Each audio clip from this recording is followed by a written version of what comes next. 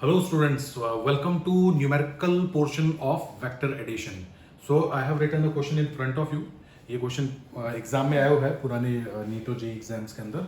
So that doesn't matter. The thing which matters is the solution. Okay. So the question is two vectors equal in magnitude. Vectors का magnitude जो है वो बिल्कुल बराबर है. So two vectors equal in magnitude. I'm sure कोई सामान नहीं टूटा है. No problem. Equal in magnitude have their resultant equal to either vector. मतलब रिजल्टेंट है वो किसी भी उनमें से किसी भी एक वेक्टर के बराबर है. दो वेक्टर्स को ऐड कर रहे हैं, they have the same magnitude and result of after their addition is also have the same magnitude of either vector. क्योंकि यार दोनों बराबर है, रिजल्टेंट भी किसी एक के बराबर है. क्लियर है? कहने मतलब कि one vector is 10, second is also 10, third is also 10. Third means resultant, दोनों का जो रिजल्ट है. Find the angle between them. हमें इसमें निकालना है इनके बीच का एंगल. तो ठीक है बच्चों, क्वेश्चन क्लियर है? फटाफट चलिए क्वेश्चन को हम सॉल्व करने की तरफ बढ़ते हैं. ठीक है. सो क्वेश्चन का सॉल्यूशन है वेक्टर्स का. So let the solution, let the angle, या सिंपली इफ आई से द वेक्टर्स, तो मैं कह रहा हूं कि लेट वेक्टर्स आर. हाँ, और कौन से वेक्टर्स होंगे भी? अब दोनों इक्वल हैं, बराबर हैं, तो मैं दोनों को कुछ भी लिख सकता हूं. मैंने कहा कि vectors R A. R A का मतलब है कि मैंने ए मान लिया सबको. एंड क्यों? Just because A is equal to A. According to question बच्चों, according to question they have shown, they have already said that two vectors equal in magnitude. तो मतलब फर्स्ट वेक्टर भी ए है तो फिर सेकंड भी ए होगा, और जो उसका रिजल्ट मिल रहा है वो भी उनके इक्वल है तो वो भी ए ही होगा. Clear? Okay. Also what is the formula of resultant? Resultant का फॉर्मूला क्या होता है बच्चों? बताओ. रिजल्टेंट, इसको देख लेना पहले आप. ठीक है, चलो. रिजल्टेंट का फॉर्मूला होता है हमारे पास R is equal to root of a square plus b square plus 2ab cos theta. Clear? तो बात ये आती है बच्चों, says the vectors are equal. Vectors क्योंकि बिल्कुल बराबर है तो r is equal to root of a square plus 2a square cos theta. ठीक है. तो इसके हम लोग बात कर रहे हैं. सो गाइस एक चीज बताइए, we have to find the angle. अच्छा, r की वैल्यू भी a दे रखी है क्योंकि इन्होंने कहा है कि रिजल्टेंट का मैग्नीट्यूड भी सेम है. The magnitude of resultant is also same. तो भाई ये दोनों वेक्टर अगर a और a है तो रिजल्टेंट भी a इसका a ही होगा. ठीक है, तो इसको भी r की जगह पे हमको a लिखना है. ठीक है. अच्छा, अगर मैं इसको स्क्वायर कर दूं तो इस अंडर रूट को रिमूव कर सकते हैं. सो this will be a square plus 2a square cos theta. Okay. a square plus a square is 2a square. वैसे आप डायरेक्टली देखो तो यार ये स्क्वायर से स्क्वायर कैंसिल हो गया. ठीक है ना? अरे ये स्क्वायर और ए स्क्वायर कैंसिल हो गया, इस साइड में आके माइनस में आ गया और ये कैंसिल हो गया. तो चलिए इसका तो प्रॉब्लम खत्म हो गया. तो अब हम क्या बोलेंगे बच्चों? अब इस साइड में हमारे पास क्या बचा? इस साइड में बचा 0. ठीक है, ये हो गया हमारे पास 0. So a square plus 2a square equal to cos theta. तो अब हम करेंगे सॉल्व. अब हम कैसे सॉल्व करेंगे? Now this will be a square is equal to minus 2a square cos theta. ठीक. a स्क्वायर से a स्क्वायर हो गया कैंसिल. तो यहां हमारे पास बचा 1. So we will be writing -1 is equal to -2 cos theta. ठीक है. यही आएगा. नहीं, -1 क्यों आएगा? कभी -1 क्यों आएगा? यहाँ तो पॉजिटिव 1 होगा ना, तो -1 नहीं आएगा, +1 आएगा. सो अब 2 को यहाँ डिवाइड में जाइए तो -1/2 equal to cos theta. So theta is equal to 120 degree. अरे cos 120 डिग्री -1 होता है, ये बात हमेशा ध्यान रखना. ठीक है. cos 120, cos थीटा -1/2 है, विच मीन्स थीटा 120 डिग्री है. cos 90 + 30 करके देख लेना. अगर नहीं भी आपको पता है so just go through the basic mathematics lecture in my YouTube channel. There you will find quadrant system. तो वहां मैंने इसको अच्छे से एक्सप्लेन किया हुआ है. क्लियर है? चलिए ठीक है. Now come to the next question. Next question is, we have two vectors. चलिए उसको मैं फ्रेम कर रहा हूँ, उसको लिख देता हूँ। Two vectors of magnitude 4 newton and 3 Newton. अब मैंने न्यूटन लिख दिया तो एक चीज तो आपको समझ में आ जानी चाहिए बच्चों कि जिन वेक्टर्स की मैं बात कर रहा हूँ वो फोर्सेस की बात कर रहा हूँ। सो टू वेक्टर्स यानी कि two forces which have magnitude 4 newton and 3 newton have angle, कितना एंगल है बच्चों बताओ, कितना एंगल लिया जाए? Theta is equal to 60 degree. Find their resultant. चलिए रिजल्टेंट बताइए। दो वेक्टर है 4 newton and 3 newton are working at any point and the angle between them is 60 degree. What will be resultant vector? Resultant आपको बताना है इसमें। तो चलिए करते हैं इसको सॉल्व फटाफट।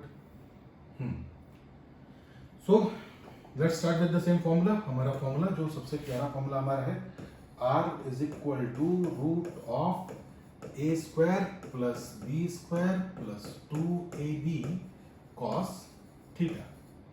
ठीक है। So this will be r is equal to root of a square. तो a स्क्वायर यानी कि भाई एक तो हमारे पास यहाँ पे जो a है वो है हमारे पास 4 न्यूटन फोर्स और जो b है हमारे पास वो है 3 न्यूटन ऑफ फोर्स। तो a स्क्वायर यानी कि फोर्स का स्क्वायर 16, समझ रहे हैं ना? a स्क्वायर यानी कि 4 का स्क्वायर 16 प्लस 3 का square 9 plus 2 into 4 into 3 cos 60 degree, ये हो जाएगा। ठीक है, यहाँ पे 60 डिग्री है। So r is equal to root of और इसको मैं ऐसा कर देता हूँ, r is equal to root of 16 में कितना होता है 25 25 प्लस 4 इंटू 2 इंटू 3 8 से 24 24 cos 60 is 1/2। So r is equal to root of 25 plus 12 कितना होता है भैया? r इज इक्वल टू 25 और 10 35 और 2 37। r is equal to under root 37 newton, root of 37 newton. ये हमारे पास आ गया। ठीक है, बट क्या ये कंप्लीट आंसर है?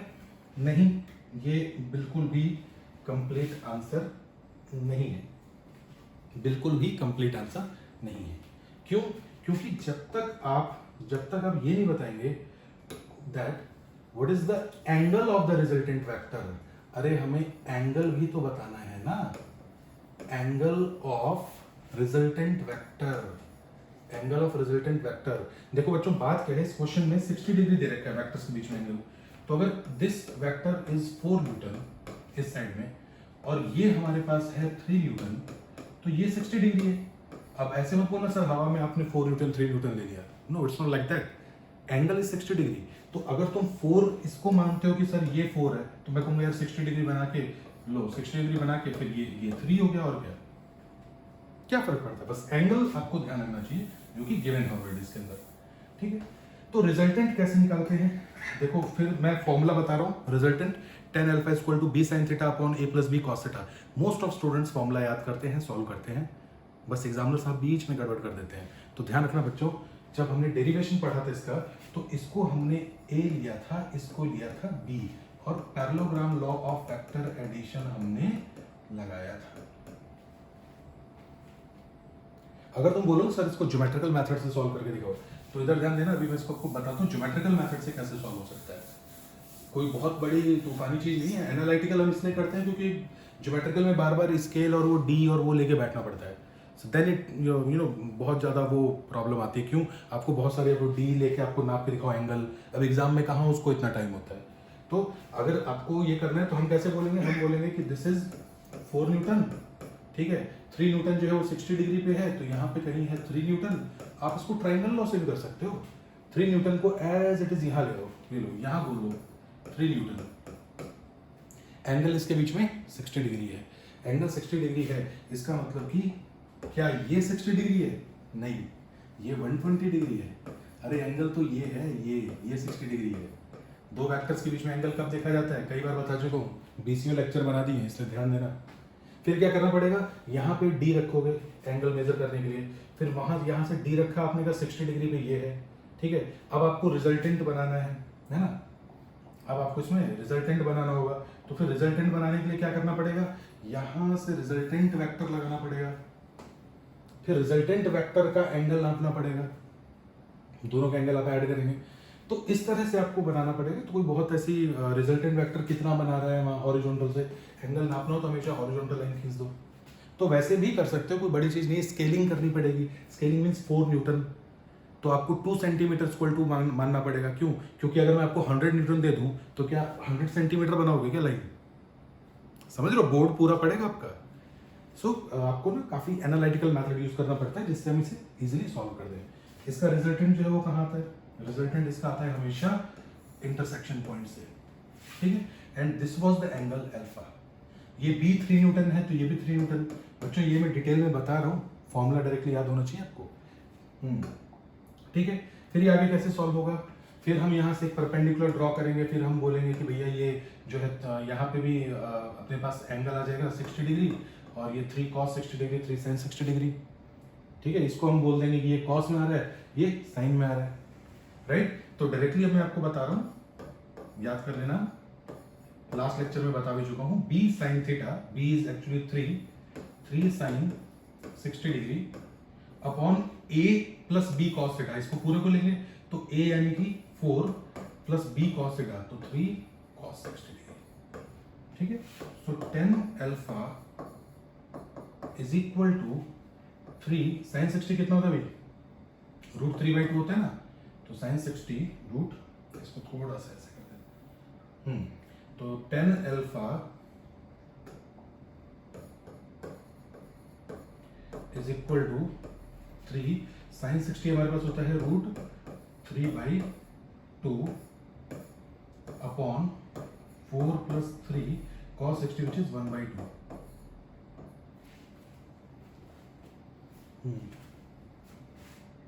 ठीक है, चलो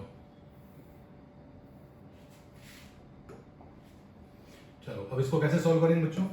10 अल्फा इज इक्वल टू, अब देखो जस्ट कैलकुलेशन है हमारे पास, तो 3√3 और ये डिवाइड में 2 कर दो। अच्छा ये 3/2 हो गया यहाँ पे, तो इस ये वाले 2 को यहाँ ले आओ, ये हो गया 4 प्लस 3/2, ठीक है।